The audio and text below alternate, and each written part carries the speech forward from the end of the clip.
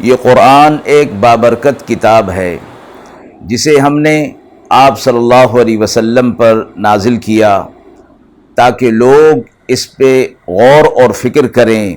اور تاکہ اہل فہم اس سے نصیحت حاصل کریں۔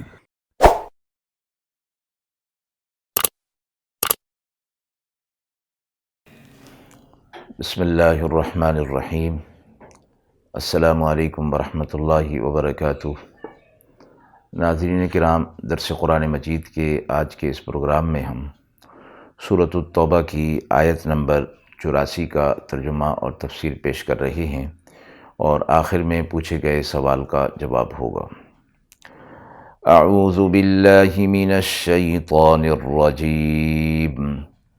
بسم اللہ الرحمن الرحیم۔ ولا تصل على أحد منهم مات أبدا ولا تقم على قبره إنهم كفروا بالله ورسوله وماتوا وهم فاسقون۔ آیت مبارکہ کا ترجمہ ملاحظہ فرمائیں۔ اور نماز نہ پڑھیے ان میں سے کسی پر جو مر جائے، اور نہ اس کی قبر پر کھڑے ہوئیے، وہ اللہ اور اللہ کے رسول صلی اللہ علیہ وسلم سے انکار کرتے رہے اور اسی پر مر گئے۔ آیت نمبر 80 میں یہ بات گزر چکی کہ آپ صلی اللہ علیہ وسلم کو ان فاسقین اور منافقین کے بارے میں استغفار کرنے سے منع فرما دیا گیا تھا، اور کہا گیا تھا کہ آپ ان کے لیے استغفار کریں یا نہ کریں، یہاں تک کہ ان کے لیے اگر آپ 70 بار بھی استغفار کریں گے تو اللہ ان کو معاف نہیں فرمائے گا۔ اور وجہ اور علت یہی تھی کہ انہوں نے اللہ اور اس کے رسول صلی اللہ علیہ وسلم کے ساتھ کفر کیا تھا، اور اس پر مر گئے تھے کہ وہ فاسق اور کافر تھے۔ اس آیت مبارکہ سے متعلق احادیث صحیحہ میں یہ بات آئی ہے کہ عبداللہ ابن ابی منافق کی موت اور اس کی نماز جنازہ کے متعلق یہ آیت مبارکہ نازل ہوئی ہے۔ اس کے جنازہ رسول اللہ صلی اللہ علیہ وسلم نے پڑھا تھا، اور پڑھنے کے بعد پھر یہ آیت نازل ہوئی، اور اس آیت کے نازل ہو جانے کے بعد آپ صلی اللہ علیہ وسلم نے کسی منافق کی نماز جنازہ نہیں پڑھی۔ صحیح مسلم میں حضرت عبداللہ ابن عمر رضی اللہ تعالی عنہ کی روایت سے واقعہ کے نزول کی تفصیل یہ معلوم ہوتی ہے کہ عبداللہ بن ابی بن سلول مر گیا تو اس کا صاحبزادہ جس کا نام عبداللہ آتا ہے، وہ مخلص مسلمان اور صحابی تھے۔ رسول اللہ صلی اللہ علیہ وسلم کے پاس آئے اور کہا کہ اپنا قمیض جو ہے مجھے عطا فرما دیں کہ میں اپنے والد کو اس کا کفن پہناؤں۔ رسول اللہ صلی اللہ علیہ وسلم نے اپنا قمیض مبارک عطا فرما دیا۔ پھر عبداللہ نے یہ بھی درخواست کی کہ آپ اس کے جنازے کی نماز پڑھائیں۔ آپ صلی اللہ علیہ وسلم نے اسے بھی قبول فرما لیا۔ نماز جنازہ کے لیے کھڑے ہو گئے۔ حضرت عمر رضی اللہ تعالی عنہ نے فرمایا کہ اللہ تبارک و تعالی نے آپ کو منافق کی نماز جنازہ سے منع فرمایا ہے۔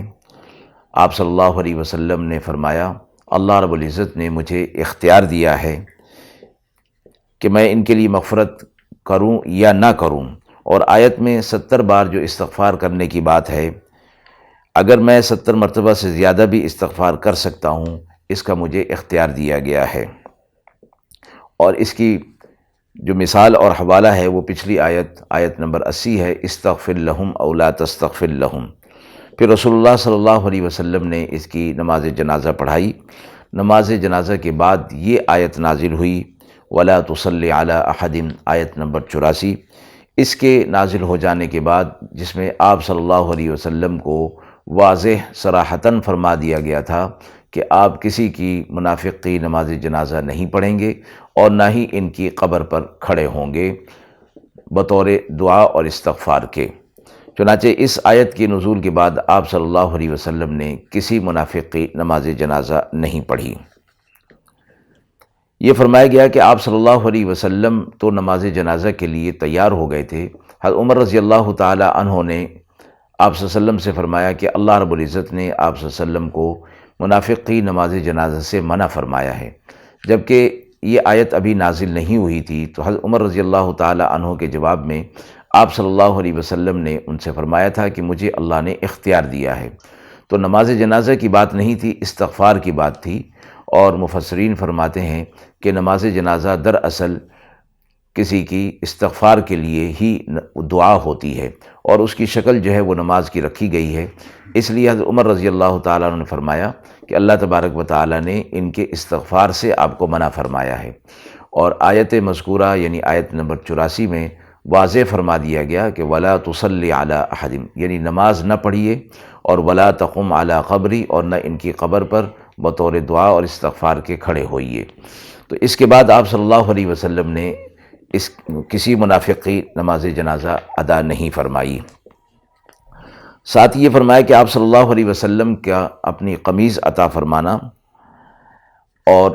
نماز جنازہ کے لیے کھڑے ہو جانا، تو فرمایا آپ صلی اللہ علیہ وسلم نے خود کہ میری قمیض سے اس کی مغفرت تو نہیں ہوگی، البتہ یہ معاملہ میں نے اس لیے کیا ہے کہ اور لوگ جو ہے وہ اسلام کے قریب آ جائیں اور مسلمان ہو جائیں، اور ممانعت صریح نماز نہ پڑھنے کی اس وقت تک نازل نہیں ہوئی تھی، اس لیے آپ صلی اللہ علیہ وسلم نے وہ نماز پڑھ لی تھی۔ خلاصہ آیت سابقہ سے تو رسول اللہ صلی اللہ علیہ وسلم کا یہ معلوم ہو گیا کہ آپ صلی اللہ علیہ وسلم کا عمل ہو یا کسی مسلمان کا عمل ہو، ان کی دعا سے، استغفار سے ان کی مغفرت نہیں ہوگی، مگر چونکہ ظاہر الفاظ میں اس چیز سے منع نہیں کیا گیا تھا، اور یہ آیت بھی اس وقت تک نازل نہیں ہوئی تھی، اور دوسرا یہ کہ عبداللہ بن ابی جو منافق تھا، اس کا ایک احسان تھا آپ صلی اللہ علیہ وسلم پر، اس احسان کے بدلے کے لیے بھی آپ صلی اللہ علیہ وسلم نے قمیض عطا فرما دی، اور ساتھ ہی یہ فرما دیا کہ اگرچہ اس سے جو ہے اس کی مغفرت نہیں ہوگی، لیکن اس کے احسان کا بدلہ دے دیا گیا۔ آیت سے یہ بھی معلوم ہو گیا کہ کسی کافر کی نماز جنازہ اور اس کے لیے دعائے مغفرت جو ہے وہ جائز نہیں، کہ وَلَا تَقُمْ عَلَىٰ قَبْرِي وَلَا تُصَلِّ عَلَىٰ أَحَدٍ مِّنْهُمْ مَاتَ أَبَدًا سے یہ بات معلوم ہو گئی۔ اس وقت منافق عبداللہ بن ابی جو کہ منافق تھا،